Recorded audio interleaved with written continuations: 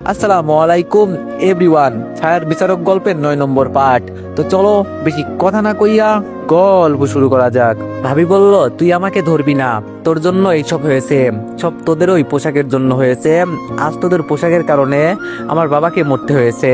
যেই দিন তোর পোশাক ফেলতে পারবি সেই দিন আমার সামনে আসবি, তা নয়তো না। ভাইয়া বলল, নুসরাত পাগলামি করিও না তো, শান্ত হও। দেখো নুসরাত বলল, আমি পাগলামি করছি না, তুই আমার সামনে থেকে যা, তা না হলে আমি নিজের কিছু একটা করে ফেলবো। এটা বলে ভাবি কান্না করতে লাগলো। আমি পরিস্থিতি বুঝতে পারছি, এখানে সবাইকে সামলানো এত সহজ হবে না। কি থেকে কি হয়ে গেল কিছুই বুঝতে পারছি না, কে বা কারা মারলো স্যারকে সেটাও বুঝতে পারছি না। আর কিছু চিন্তা না করে আব্বুকে বললাম, বাবা সবাইকে নিয়ে বাড়িতে চলে যেতে। আব্বু বলল, না আমি তোদের ছাড়া যাব না। আমি বললাম, আব্বু এটা বাসা না যে এমনটা বলবা, এটা একটা সেন্টার, এখানে এমনিতেই বেশিক্ষণ থাকা যাবে না, যাও সবাইকে নিয়ে যাও। আব্বু আমার কথা শুনে সবাইকে নিয়ে বাসায় চলে যেতে লাগলো। আম্মু, ভাবি, আন্টি, আমার বিয়ে করা স্ত্রী সহ আরো অনেকেই। এইদিকে আমি ভাবির এমন আচরণ দেখে ভাবলাম ভাইয়া আরো কিছুক্ষণ থাকলে সমস্যা আরো বাড়বে, তাই ভাইয়াকে সেইখান থেকে টেনে নিয়ে আসলাম আর এক জায়গায় বসিয়ে দিলাম। সাথে সাথে ভাইয়া আমাকে জড়িয়ে ধরে কান্না করে দিল। আমি এখন ভাইয়াকে কি বলে সান্ত্বনা দিব বুঝতে পারছি না। ভাইয়া বলল, আবির এটা কি হলো, এটা তো হতে বা দেখতে চাইনি। স্যার এইভাবে আমাকে ছেড়ে চলে যাবে ভাবতে পারিনি। আবির জানিস স্যার আমাকে কত ভালোবাসতেন, অফিসে নিজের ছেলের মতো গাইড করতেন। আমার বিশ্বাস হচ্ছে না স্যারকে এইভাবে কেউ মেরে ফেলবে। আমি বললাম, কি আর করবি ভাইয়া, যেটা হওয়ার সেটা হয়ে গেছে। কিন্তু একটা কথা মাথায় আসছে না, গুলি চললো বাট আওয়াজ শুনলাম না যে। ভাইয়া বলল, আরে সাইলেন্সার লাগানো ছিল তাই হয়তো, কিন্তু আমি মাগার শালার বেটাকে ছাড়বো না, যে হালার পুত আমার স্যারকে মারছে। ভাইয়া মাথা ঠান্ডা কর, আর এখন বাসায় চল, এখানে থাকলে তোরও বিপদ হতে পারে। এটা বলে ভাইয়াকে সহ আমার বন্ধুরা একসাথে গাড়ি নিয়ে বাসার উদ্দেশ্যে রওনা দিলাম। মাঝপথে আসতেই ভাইয়ার ফোনটা বেজে উঠলো। ভাইয়া ফোন বের করে ফোনের দিকে তাকিয়ে দেখে অচেনা নাম্বার। তখনই আমি বললাম, ভাইয়া লাউড স্পিকারে দাও। এটা বলতেই ভাইয়া ফোন রিসিভ করতেই ওপাশ থেকে কেউ একজন বলে উঠলো, কিরে রফিক, বিয়ের উপহার কেমন দিলাম? ইস বেচারা, ভাবতে পারিনি কমিশনার স্যার এইভাবে টপকে যাবে। রফিক বলল, কে তুই, কি চাস? লোকটি একটু হেসে বলল, আমি কি চাই বা না চাই ওটা তোর কিছু বলতে চাই না, তবে এটা শুনে রাখ, এটা মাত্র শুরু, পিকচার আবিবি বাকি হে। এটা বলে ফোনটা রেখে চিন্তা করতে লাগলাম, কি আমাদের এত বড় শত্রু, কে হতে পারে আঙ্কেলের খুনি। এইসব ভাবতে ভাবতে বাসায় চলে আসলাম। বাসায় এসে আরেকটা শখ খেলাম। আজকের দিনটা এমনিতেই খারাপ যাচ্ছে, তার মধ্যে আবার আমি আর ভাইয়া বাসায় ঢুকতেই দেখি তানিয়া ভাবি ও তার আম্মুকে সান্ত্বনা দিচ্ছে। এটা দেখে আমি মুখের ভাষা হারিয়ে ফেলেছি। তার কারণ এখন আমি কিভাবে তানিয়ার সামনে যাব এইসব ভাবতেছিলাম। তখনই ভাইয়া ধাক্কা দিয়ে বলল, কিরে বাসায় ঢোক, বাইরে দাঁড়িয়ে কি ভাবছিস? আমি ভাইয়ার ধাক্কা খেয়ে ভাবনা থেকে বের হয়ে আমতা আমতা করে বললাম, কই কিছু না, ভিতরে চল তো। এটা বলে আমি নিচের দিকে তাকিয়ে সিঁড়ি বেয়ে রুমে এসে ফ্রেশ হতে চলে গেলাম। ফ্রেশ হতে হতে এখন নানান চিন্তা হতে লাগলো, আঙ্কেলকে কে মারলো, আবার ভাইয়াকে ধমক দেওয়া লোকটি বা কে, আবার আমার পরিবারের কারো ক্ষতি হবে না তো? না না, এটা আমি থাকতে কিছুতেই হতে দিব না। এটা বলে তাড়াতাড়ি ফ্রেশ হয়ে ওয়াশরুম থেকে বের হয়ে আমার ফোনটা হাতে নিয়ে একজনকে কল দিয়ে বললাম, অনেক্স হচ্ছে সবচেয়ে বিশ্বস্ত বুকমেকার, পিএইচডি এবং সিরিয়া এই অ্যাপের অফিসিয়াল পার্টনার। এই অ্যাপে আপনি cricket, football, tennis live match দেখে এবং তাদের ভবিষ্যৎবাণী করে সহজেই অর্থ উপার্জন করতে পারবেন। সেই সাথে বিএমডব্লিউ গাড়ি, আইফোন, ল্যাপটপ এবং আরো অনেক নগদ পুরস্কার জেতারও সুযোগ রয়েছে। এই অ্যাপটিতে আপনি ক্র্যাশ ক্রিস্টাল 21 ইত্যাদি গেম খেলে সহজেই আয় করতে পারবেন। আপনি বিকাশ, নগদ, রকেট, ব্যাংক, ক্রিপ্টো, পেপাল এবং অন্যান্য সহজ পদ্ধতির মাধ্যমে সহজেই আপনার জেতা টাকা তুলতে পারবেন। এখানে আপনি 24 ঘন্টা 7 দিন গ্রাহক সহায়তা পাবেন। তাই এখনই গুগলে অনেক সার্চ করে প্রথম ওয়েবসাইটে গিয়ে রেজিস্ট্রেশন করুন। আর হ্যাঁ, রেজিস্ট্রেশনের সময় আমার প্রোমো কোড VOTO7 ব্যবহার করে প্রথমবার ডিপোজিটে 20,000 টাকা পর্যন্ত পান। শোন, সিকিউরিটি আরো বাড়াম, আমার পরিবারের উপর যেন একটা আসন না লাগে, আর যদি কিছু হয় তাহলে তোরা একটাও বাঁচতে পারবি না। ওকে ভাই। আমি বললাম, আর হ্যাঁ তাড়াতাড়ি খোঁজ লাগা কে আঙ্কেলকে মারছে। ওকে ভাই। তারপর ফোন কেটে দিয়ে মোবাইল বিছানায় রেখে বেরোতে যাব, তখনই থমকে গেলাম আর একটু ভয় পেয়ে গেলাম। তানিয়া আবার আমার কথা শুনতে পেল না তো? যদি শুনে নাই তাহলে? এইসব ভাবতে ভাবতে তানিয়া রুমে ঢুকে আমাকে বলছে, কার সাথে কথা বলছিলে? এই প্রশ্ন করাতে আমি একটু ভয় নিয়ে বললাম, কই তেমন কারোর সাথে না তো, এমনি বন্ধু একটার সাথে। তানিয়া বলল, ও তাই এমন মাথা নিচু করে আসো যে? আমি বললাম, এমনি। তা কিছু বলার থাকলে বলেন। তানিয়া বলল, ও হ্যাঁ, ভাইয়া আপনাকে ডাকছে, কি যেন বলবে। আমি বলছি যাচ্ছি, আর ভাবিরও আন্টিরও খেয়াল রাখবেন। এটা বলে রুম থেকে বের হতে হতে বললাম, ভাগ্যিস তানিয়া কিছু শোনেনি, কিন্তু বাড়িতে সবাইকে দেখলাম, আমার বিয়ে করা বউ কোথায় তাকে দেখছি না, আমার রুমেও দেখলাম না। আরে দূর, মনে হয় অন্য রুমে আছে। এইসব ভাবতে ভাবতে আমি ভাইয়ার রুমে চলে গেলাম। এইদিকে তানিয়া আমার যাওয়ার দিকে তাকিয়ে ভাবছে, আবির কিছু একটা আমার থেকে লুকাচ্ছে, কি কথা সে আড়াল করছে আমার থেকে, আমাকে জানতে হবে। এটা বলে তানিয়া নিচে চলে গেল। এইদিকে আমি ভাইয়ার রুমে আসতেই ভাইয়াকে দেখছি পুলিশের জামা পরছে। আমি বললাম, ভাইয়া এটা পড়তেছো যে? ভাইয়া বলল, আমাকে একটু হাসপাতালে যেতে হবে। আমি বললাম, ও কিন্তু ভাইয়া এখন না গেলে নয়। ভাইয়া বলল, দেখ চাকরিটা এমন, আমাকে এখন যেতে হবে, হয়তো আসতে পারবো না, একেবারে লাশ নিয়ে আসবো। তুই একটু এই দিকে খেয়াল রাখিস, কোনো বিপদ হলে আমাকে জানাবি। আমি বললাম, ওকে ভাইয়া, আর সাবধানে যেও। ভাইয়া বলল, ওকে বলে আমরা দুইজন নিচে নামলাম। এইদিকে ভাবি কেমন যেন একধানে মাথায় হাত দিয়ে নিচের দিকে তাকিয়ে আছে।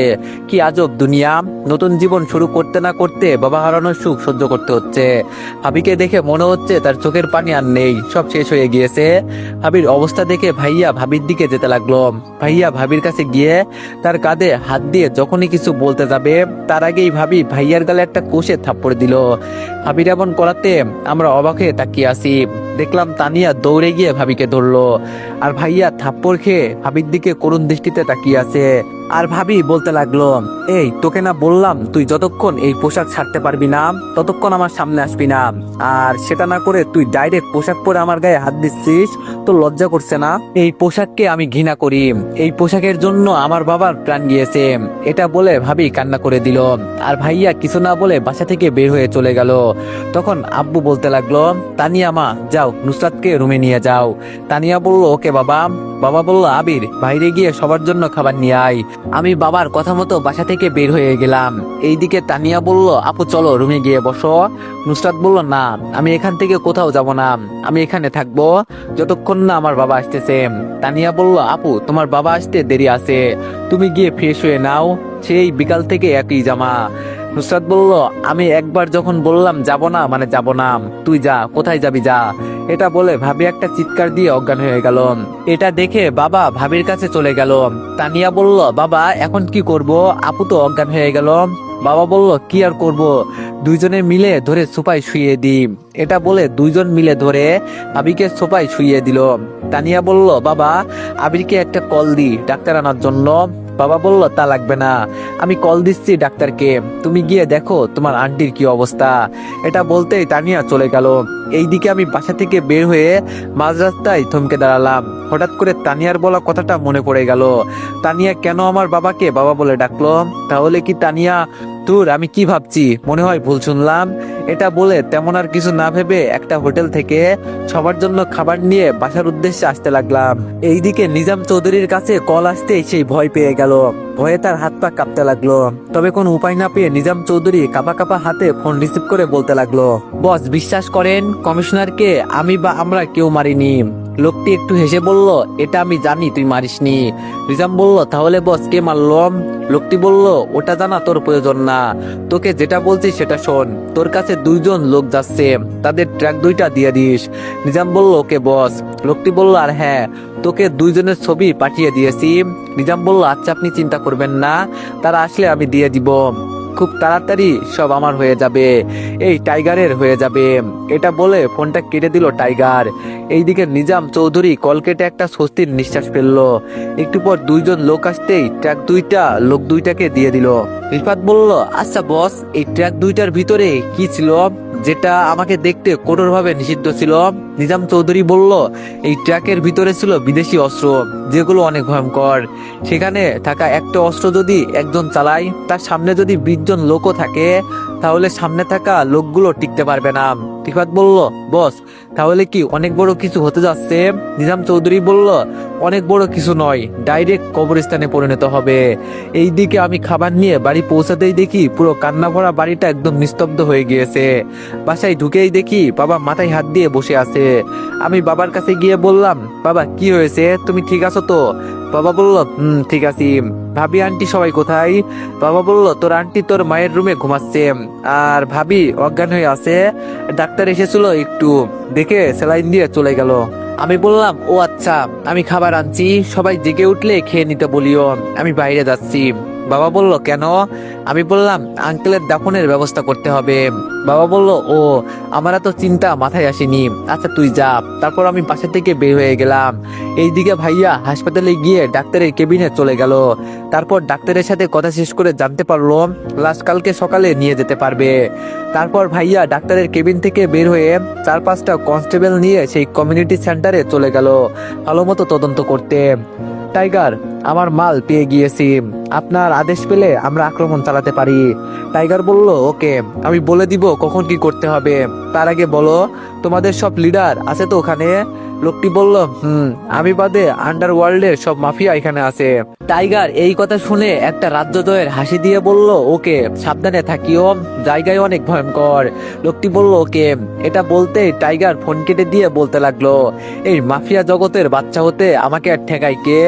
এইদিকে আমি সবকিছু ব্যবস্থা করে বাড়ি ফেরার পথে আমার ফোনটা বেজে উঠলো। আমি ফোন রিসিভ করে কানে নিতেই খবরটা শুনে আমার খারাপ লাগলো। খুশির দিন এমনটা হবে আমি কখনো ভাবতে পারিনি।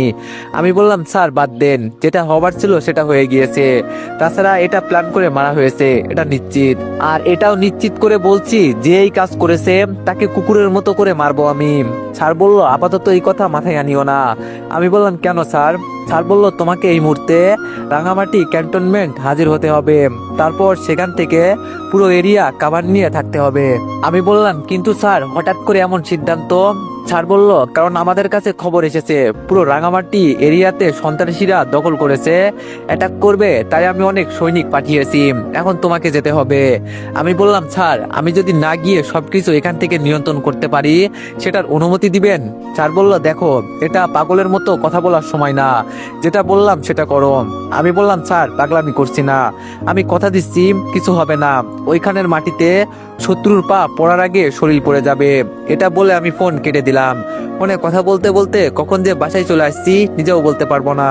তারপর আর কিছু না ভেবে বাসায় এসে রুমে গিয়ে ফ্রেশ হয়ে নিলাম। তারপর ভাইয়াকে কল দিয়ে ভাইয়া রিসিভ করতেই বলল হ্যাঁ আবির বল, কিছু সমস্যা হলো নাকি? আমি বললাম না ভাইয়া কিছু হয়নি। আচ্ছা তুমি আসবা কখন? ভাইয়া বলল আবির সমস্যা আরো বাড়ছে, সেনাবাহিনীর মেজর নাসিরের উপর আক্রমণ হয়েছে, এখন তিনি হাসপাতালে। আমি বললাম কি, কখন হলো এটা? ভাইয়া বলল এই মাত্র, স্যারের ব্যাপারে খোঁজ নিতে হাসপাতালে আসার পথে ঘটনাটাই ঘটেছে। আমি বললাম কি, কখন হলো এটা? ভাইয়া বলল এই মাত্র, স্যারের ব্যাপারে খোঁজ নিতে হাসপাতালে আসার পথে ঘটেছে। আমি বললাম স্যার এখন কেমন আছে? ভাইয়া বলল তেমন কিছু হয়নি, মাথায় হালকা ব্যথা পেয়েছে। আমি বললাম ও আচ্ছা, সাবধানে থাকিও কেমন? ভাইয়া বলল ওকে বাই, সবার খেয়াল রাখিস। এটা বলে ফোন কেটে দিল ভাইয়া। ভাইয়ার মুখে নাসির স্যারের আহতের কথা শুনে আমি এখন নিশ্চিত হয়ে গেলাম এইসব টাইগারের মাইন্ড গেম। ওই শালা কি করতে চাইছে কিছুই বুঝতে পারছি না, হেতে আসলে চাই কি এইসব ভাবতেছি। তখনই বাবা এসে বলল আবির তোর ভাইয়া তো সেই কখন বের হলো, এত রাত হয়ে গেল এখনো আসতেছে না যে, একটু ফোন কর, আমাদের ফোন বন্ধ হয়ে গেছে। আমি বললাম বাবা ভাইয়া আজ আসবে না, একেবারে কাল আঙ্কেলের লাশ নিয়ে আসবে। বাবা বলল ও আচ্ছা নিচে চল খাবার খাবি। আমি বললাম না বাবা আমার ক্ষুধা নেই, সবাই খেয়েছে তো। বাবা বলল না তোর আন্টি আর ভাবিকে খাওয়াতে পারিনি। আমি বললাম ও তারা এখন কেমন আছে? বাবা বলল এখন ক্লান্ত শরীর নিয়ে ঘুমাচ্ছে, আর বৌমা ওদের রুমে আছে। আমি বললাম ও আচ্ছা, যাও চিন্তা না করে তুমি ঘুমিয়ে পড়ো, তা না হলে তোমার শরীর খারাপ করবে। আমার কথা শুনে বাবা চলে গেল, আর এইদিকে আমি দরজা বন্ধ করে শুয়ে পড়লাম। তখনই আমার ফোনটা আবার বেজে উঠলো, এইবার কল দিয়েছে নাইম। আমি তাড়াতাড়ি করে ফোন ধরতেই নাইম বলে উঠলো দোস্ত রিমিকে খুঁজে পাচ্ছি না, তোদের বাড়ি থেকে বের হওয়ার সময় কথা হয়েছিল, এখন আর খুঁজে পাচ্ছি না, ফোন দিচ্ছি বন্ধ, বাড়িতে খোঁজ নিয়েছি খোঁজ পাচ্ছি না, দোস্ত কিছু একটা কর, আমি কিন্তু বাঁচবো না।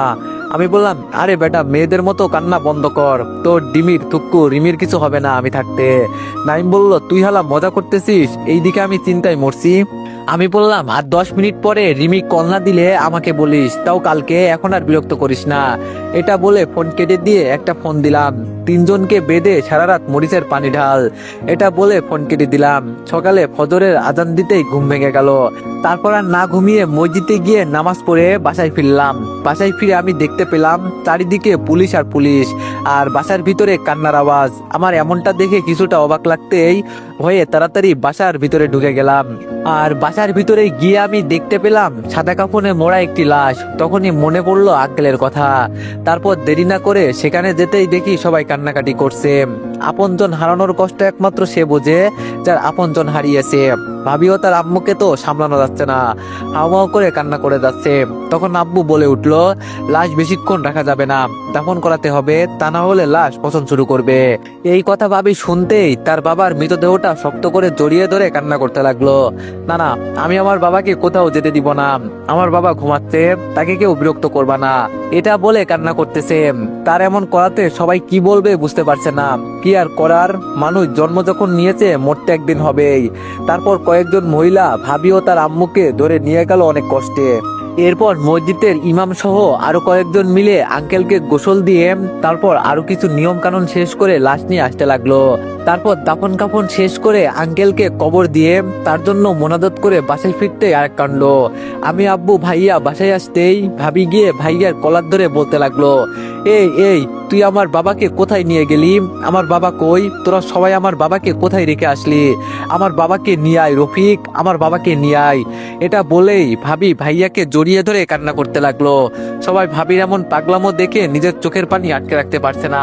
আল্লাহর কি এক লীলা খেলা, কি হওয়ার কথা ছিল আর কি হলো, এইসব ভাবছি। তখন আমার ফোনটা বেজে উঠলো। তাকিয়ে দেখি স্যার কল দিয়েছে। আমি বললাম, জি স্যার বলেন। স্যার বলল, তুমি নিজেকে কি মনে করো? দেখো, আমি তোমার স্যার হিসাবে তোমাকে যেটা করতে বলছি সেটা করো নাই, তার মধ্যে পুরো এরিয়ার ফোর্সদের সরে যাওয়ার আদেশ দিতেছো কেন? আমি বললাম, স্যার সবটা আমাকে সামলানোর দায়িত্ব যখন দিয়েছেন আমি সামলাবো। আর স্যার আপনি আমার উপর বিশ্বাস রাখতে পারেন, আর আপনি সাবধানে থাকবেন। এটা বলে ফোনটা কেটে দিলাম। তারপর আমার রুমে গিয়ে ফ্রেশ হয়ে বাইরে এসে সবার জন্য খাবার আনতে গেলাম। এইদিকে একটা বন্ধ রুমে 3জন ছেলেকে বেঁধে অনেক অত্যাচার করা হচ্ছে। সেখান থেকে একটা ছেলে বলে উঠলো, তোরা আমাকে চিনিস না, আমি কে, কি করি, একবার এখান থেকে বেরোতে দে। জিসান একটু হেসে বলল, তোকে চিনার কি আছে, কথা তুই শোন। রকি বলল, আমি মন্ত্রী নিজাম চৌধুরীর ছোট ভাই। আমার ভাই যদি একবার জানে তোরা আমাকে ধরে মারছিস তাহলে আমার বালও ফেলাতে পারবি না। এই কথা বলে দরজা থেকে মাস্ক পরা একটা যুবক সামনে আসতে আসতে বলল। রকি বলল, কে তুই, আর আমাকে মেরে তোর কি লাভ? ছেলেটি বলল, আমি তোর মৃত্যু, তোকে মেরে অনেক লাভ। তোকে মারলে দেশ থেকে একটা হিংস্র পশু বিদায় নিবে, অনেক মা বোনের ইজ্জত চলে যাওয়া থেকে বাঁচবে, এবং যারা তোর শিকার হয়েছে তাদের মন একটু শান্তি পাবে। রকি বলল, দেখ তোর যত টাকা লাগে আমি দিব, তবে আমাকে ছেড়ে দে। ছেলেটি বলল, তোর ওই কালো টাকা দিয়ে নীল পোশাকের মানুষ আর কালো কোট পরা মানুষদের কিনতে পারিস, আমার মতো রক্তমাখা পুরুষদের না। এই জিসান বলল, জি বস। ছেলেটি বলল, দুইটা তো মনে হয় এখনো ঘুমাচ্ছে। জিসান বলল, ছেলেটি বলল, ওই দুইটাকে আরো ঘুমিয়ে দিস, তবে এই মালটার সামনে আর একটা আমার জন্য বাঁচিয়ে রাখিস, মালটার সাথে একা কথা বলবো। এটা বলে আগন্তুক অন্ধকারে হারিয়ে গেল। এইদিকে আমি রেস্তোরাঁ থেকে খাবার নিয়ে বাড়ি পৌঁছাতেই আম্মুর কাছে খাবারগুলো দিয়ে বললাম, আম্মু সবার জন্য খাবার নিয়ে আসছি, সবাই মনে হয় কিছু খায়নি। আম্মু বলল, ভালো করছিস বাবা, তুই যা ফ্রেশ হয়ে আয়, আমি বৌমাকে ডাক দিয়ে বলছি। আমি বললাম, তা ভাইয়া কোথায়? আম্মু বলল, তোর ভাইয়া অফিসে গিয়েছে, সে নাকি চাকরি ছেড়ে দিবে। আমি বললাম, ও। আম্মুর মুখে এমন কথা শুনে অবাক হলাম না, কারণ আমি ভাইয়াকে বুঝিয়েছি আর ভাবির দিকে তাকিয়ে এই সিদ্ধান্ত নিতে বলেছি। আমি আর কিছু না বলে রুমে এসে বিছানায় শুয়ে ফোন টিপতে লাগলাম। এইদিকে কাল থেকে নিজাম চৌধুরী পাগল হয়ে গিয়েছে, তার একমাত্র মা মরা ছোট ভাইয়ের কোনো খোঁজ খবর নেই। কাল রাত থেকে রিফাত বলল, বস আমার মনে হয় মাল খেয়ে কোথাও পড়ে আছে, কারণ এমনটা অনেকবার হয়েছে। নিজাম চৌধুরী বলল, কুত্তার বাচ্চা, আরেকটা কথা বলবি তো মাথা থেকে আলাদা করে দিব, যা গিয়ে আমার ভাইকে খোঁজ নিয়ে আয়, আর বিকালের মধ্যে আমি আমার ভাইকে আমার চোখের সামনে দেখতে চাই। রিফাত বলল, ওকে বস। এটা বলে রিফাত দলবল নিয়ে চলে গেল। এইদিকে রুমে বসে মনের সুখে ফোন টিপতেছিলাম, এমন সময় আমার মনে হলো আমার ওয়াশরুম থেকে কেউ একজন বের হচ্ছে। কে বের হচ্ছে সেটা দেখার জন্য তাকাতে আমার চোখ দুটো বড় বড় হয়ে গেল। এমন দৃশ্য সরাসরি দেখবো আমি মোটেও কখনো ভাবতে পারিনি। আমি দেখলাম একটা মেয়ে আমার ওয়াশরুম থেকে গায়ে টাওয়াল পেঁচিয়ে চুলগুলো মুছতে মুছতে বের হচ্ছে। সামনে চুল থাকায় তার মুখ দেখতে পেলাম না। আমি তাড়াতাড়ি বিছানায় বসে অন্যদিকে ঘুরে গেলাম। আমি বললাম কি আপনি আর আমার রুমে এইভাবে কেন? মেয়েটি বলল কে মানে? আমি আপনার বউ। বউ বলেন তো কাল আমাদের বিয়ে হলো। তখনই আমি মনে মনে বলতে লাগলাম এই যা, আমার যে বিয়ে হলো সেটা তো ভুলেই গিয়েছি। মেয়েটি বলল তা পরপুরুষের মতো ওই দিকে ঘুরে বসে আছেন কেন? তুমি তো আমার স্বামী তাই। আমি বললাম দেখুন আমি আর কিছু শুনতে চাই না, আমি গেলাম। এটা বলে মেয়েটাকে আর সুযোগ না দিয়ে রুম থেকে বের হয়ে যেতে লাগলাম। তখনই পিছন থেকে মেয়েটা আমার কলার ধরে ফেললো। আমি বললাম এই এটা কি করছেন, ছাড়ুন বলছি, আমি বাইরে যাব। মেয়েটি বলল তুমি বাইরে যাবে কেন? আমি বললাম কারণ তুমি রেডি হবে। মেয়েটি বলল কেন, তোমার সামনে রেডি হলে সমস্যা কি? আমি বললাম ছিছি এসব কি বলছেন? মেয়েটি বলল এখানে এত ঢং করার কি আছে শুনি, তুমি আমার স্বামী আর আমি তোমার স্ত্রী, সো তোমার সামনে আমি কিছু করলে সমস্যা নাই, ইভেন তোমার সাথেও। আমি বললাম দেখুন আমি আপনাকে বউ হিসাবে মানি না, কারণ আমি অন্য একজনকে ভালোবাসি। এই কথা বলে যেন আমি অনেক বড় ভুল করে ফেলেছি। কারণ এই কথা বলতেই মেয়েটার আগে আমাকে পিছন থেকে ঘুরিয়ে সামনে দেয়ালের সাথে চেপে ধরলো, আর আমি তার গায়ে টাওয়াল থাকাতে আগে থেকেই চোখ বন্ধ করে ফেললাম। মেয়েটি বলল ওই কুত্তা, তুই আমাকে ছাড়া কাকে ভালোবাসিস? ওই আবার চোখ বন্ধ করে আছিস কেন? চোখ খুলে আমার সাথে কথা বল। আমি বললাম না আমি চোখ খুলবো না, আগে আপনি জামা পরেন।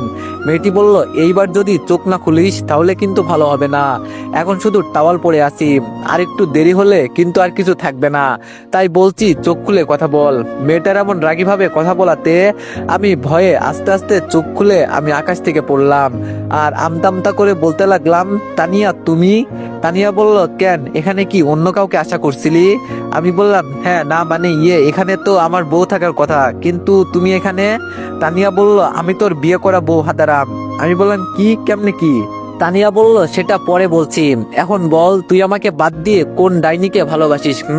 আমি বললাম কই কাউকেই না, আমি তো তোমাকে ভালোবাসি। তানিয়া বলল তুই মিথ্যা বলছিস, তুই আমাকে না অন্য কাউকে ভালোবাসিস। আমি বললাম তোমার এমনটা কেন মনে হলো? তানিয়া বলল কারণ তুই বলছিস তুই আমাকে বউ হিসাবে মানবি না, অন্য কাউকে ভালোবাসিস। কে মেয়েটা? সে মোবাইল ওয়ালি হয়তো, নাকি আবার অন্য কেউ? এটা বলে আরো শক্ত করে কলার ধরে রাগী দৃষ্টিতে তাকিয়ে আছে। আমি বললাম এক মিনিট, আমি তো কাউকে বলিনি যে আমাকে একটা মেয়ে ফোন করে বিরক্ত করে, তাহলে তুমি জানলে কিভাবে? এইটা। তানিয়া বলল না না না, আমি কেন হব আজব, আমি তোমাকে অন্য নাম্বার দিয়ে বিরক্ত করব কেন? আমি বললাম আমি কখন বললাম এটা, তুমি আর অন্য নাম্বার দিয়ে মানে? তানিয়া বলল আরে তেমন কিছু না, তুমি তো বললে অচেনা নাম্বার থেকে কল আসে। আমি বললাম তানিয়া আর লুকাতে হবে না, এখন সত্যি করে বলো শুরু থেকে। এইবার তানিয়া মাথা নিচু করে আমাকে বলতে লাগলো তুমি আমাকে হয়তো কলেজ থেকে চিনো, বাট আমি তোমাকে আরো আগে থেকেই চিনি। আমি বললাম মানে কিভাবে? এবার তানিয়া সব বলতে লাগলো। তো এভরিওয়ান, নেক্সট পার্টের জন্য সবাই একটু বেশি বেশি লাইক আর কমেন্ট করে দিও। ধন্যবাদ।